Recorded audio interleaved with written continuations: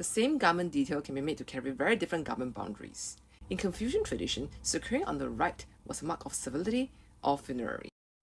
You've been seeing my clothes wrong this whole entire time, but no fault of yours, of course, because this is a mirror image, and this is me. What looks left is actually right.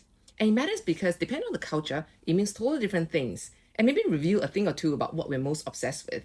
In Confucian traditions, securing on the right was a sign of civility and proper order.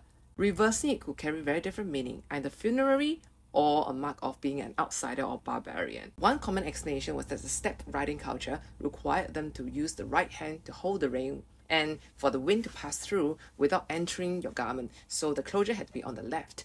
But whether or not that is true, we don't know for sure, but what matters is how it's being interpreted by the Chinese. So over time, left securing became associated with the outsider and a mark of civilization against others.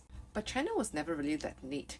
Around the 14th century, early Ming period, women were also wearing left secured garments, and the Mongolians, who were from the steppe region, were wearing right securing garments.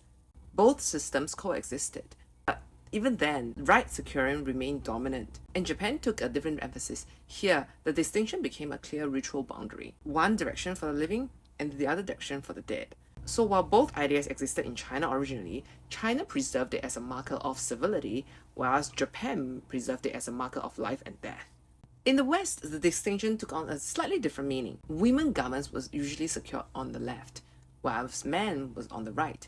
So it wasn't about civilization, it wasn't about life and death, it was about gender.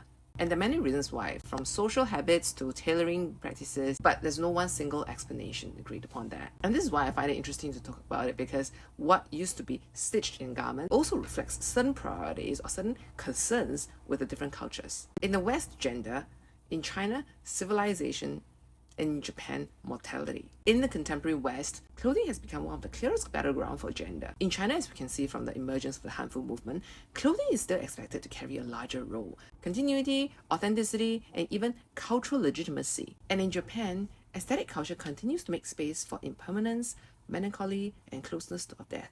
Same gesture, left or right, completely different worldviews behind them.